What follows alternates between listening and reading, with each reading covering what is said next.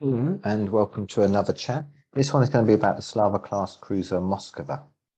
Like my other chats, it's unscripted, so let's get on with it. Moskva was hit off the Ukrainian coast yesterday on the 13th of April. It's too soon to get into too much detail about what's happened. I don't want to be the person who speculates or makes stuff up, but I'm sure we will learn more about this incident in the coming hours and days, and it might take some time before the full understanding is reached. But what I do want to do is give a briefing on what she was and how she's been used up to this point. I normally write about submarines, but I also follow the Russian Navy, obviously, and have been following the Slava class cruisers during the build-up and Ukraine war. So I'll talk a little bit about where she was and how she was being used, as well as her systems on board. We step back during the Cold War, Russia built ever larger cruisers, and these were primarily to face off against the US Navy. The ultimate design was the Kirov class. Designed in the 70s, built in the 80s, these were the largest cruisers of any country, probably ever, and still are. They were very advanced and very potent, but they were also quite high risk for the Soviet Navy at the time. They involved new missile systems, particularly the anti-ship missiles that were very advanced for the time. Additionally, they were nuclear powered, and combined with their size meant that they were very expensive. So in addition to the Kirov class, the Soviet Navy designed a second class of large cruiser, the Slava class. These were much smaller than the Kirovs, but still large as anything in other navies, really. And today they're considered very large cruisers by any standards. Very heavily armed, again with some very sophisticated weaponry, but overall more conservative, safer bet than the Kirov class. In the end, 3 of these were completed and have been in service with the Russian Navy after the end of the Cold War. The first, Slava, which is where the Slava class name comes from, has been renamed as Moskva. That is the ship we're going to be talking about most. That's the one that has been hit off the Ukrainian coast. She was commissioned in 1982, so she's quite an old boat now. The second one has been renamed Marshal Ustinov, and is with the Northern Fleet, and then Varyag is with the Pacific Fleet. There were some more. One was nearly completed, that's Ukrainia. It's not ever been fully finished, though, and that was going to serve with the Ukrainian Navy had it been finished, so some irony there. And there were 4 more that were planned and cancelled. Obviously, the end of the Cold War was a downsizing for many navies. Okay, during the Ukraine conflict, they've been focused on the Black Sea. That's where the box is. It's a comparatively small sea. I don't say it's very small, but it's small enough lake, if you like, from a cruiser perspective. And it is accessed via the Mediterranean primarily. Russia had the 3 Slava class cruisers in different fleets. Moskva has always been in the Black Sea Fleet and is based in Sevastopol, whereas Marshal Ustinov is in the Northern Fleet and Varyag is in the Pacific Fleet. In the build-up to the invasion, they moved both Ustinov and Varyag towards the Black Sea. Ustinov, as it came down past the UK and past Ireland, was actually a bit controversial and was in the news at the time because they were planning gunnery exercises in Irish waters, and Irish fishermen complained and so on. Varyag, less noteworthy perhaps, but also arrived via the Suez Canal into the Mediterranean. There appeared to have been plans to move all 3 of the vessels into the Black Sea, but it never came about.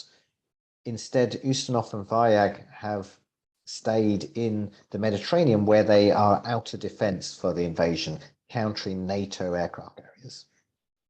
If you remember, at the beginning of the conflict, there was a question mark as to what NATO's reaction would be. So they were there to counterbalance the aircraft carriers, it appears. Moskva, however, has always been in the Black Sea during this time. Where in the Black Sea? Well, we've been able to track its movements via several different types of open source, primarily satellite imagery. These are its positions during the war. We don't have 24-hour coverage and we cannot see it every day, but we've got enough positions to get a feel for where she was operating and how she was being used. Firstly, there is a cluster around Snake Island. On the first day of the war, Moskva rocked up to Snake Island and demanded a surrender. The border guards there told her where to go, quite famously, but they were captured, of course. Even after that event, Moskva has been seen around Snake Island on numerous occasions over a period of time. It frequently operates around there. Additionally, when there are sea power demonstrations, particularly amphibious demonstrations, Moskva has been part of those as well. Generally not the lead ship, she's in the background, but if Russia deploys some landing craft to make it appear that they're about to land in Odessa, but then they don't, that's called a demonstration, then Moskva's there. Those demonstrations are quite useful militarily, although they're not the same as an actual landing. They tie down Ukrainian forces, and there's always keep Ukrainian forces on edge. There could be a landing at any day. Moskva is the flagship, and she's likely to be operating in a command and control type way. There's some suggestion that some other vessels are being used instead for that, because Moskva's got quite old communications and some of the newer frigates might be more suitable, but you'd expect her to be operated as a flagship at some level. Additionally, she has very good air defenses, and we'll talk a little bit more about that in a few moments. So the air defenses are likely to be a big part of her role as well. On April the 12th, the day before she was hit, she was observed to the east of Snake Island. She was operating in that area.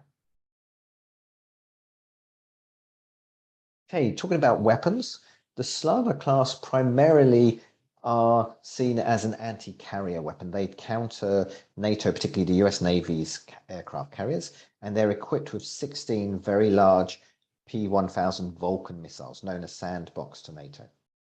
These missiles are much larger and more powerful and longer ranged than, say, Harpoon and that sort of generation of weapon, or that style of weapon. They can also fly at Mach 3, so 3 times the speed of sound, which is very fast. They operate as a pack, as it were, and data is shared between the missiles.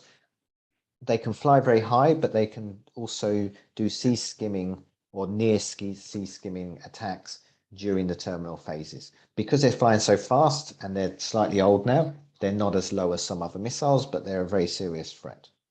They carry a large warhead and they can carry nuclear weapons, although I don't believe, I'm not suggesting that there were any nuclear weapons on board when she was attacked. But these are very powerful and potent weapons, and they still have to be taken very seriously. However, there aren't any targets for these in the Black Sea unless, a scenario where NATO rocks up or something, which I don't think anyone thinks is going to happen. So this system, although it's the primary system of the ship, is not very relevant in this particular conflict in the Black Sea. Although the vessels that remain in the Mediterranean, this is their main threat to aircraft carriers, of course. Another principal weapon is the long-range air defense system S-300F Fort, known to NATO as Grumble. This is essentially the Russian equivalent of Patriot, and at the time it was introduced was considered extremely capable and still considered quite potent today. S-300 is well known in its Army or Air Force land-based system, used to seeing it on the back of trucks, but it can also be carried by ships, such as Moskva's here. 64 of them were carried, which is about twice as much as a battery of the land-based launchers. And the photo on the right, I think, is particularly interesting. You can see that system from inside and underneath the missile tubes. Very cool photo. Another weapon system that's not very well known, I think, is that it carries 10 heavyweight torpedoes. And these are in 2 sets of launchers, one either side of the aircraft hangar. What's interesting here is that they are hidden away normally.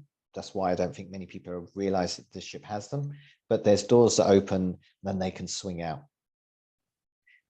These would carry torpedoes, heavyweight torpedoes, so 21-inch or 533 millimeter, same thing, just different systems for measuring them. And that's the same size as the main torpedoes on submarines, for example, much larger than the small lightweight torpedoes we're used to seeing on frigates and warships in NATO. Another anti-submarine weapon is the RBU 6000 anti-submarine rockets. This is quite different from the main systems used in NATO. It's a relatively short range, a bit like a modern depth charge, rocket assisted.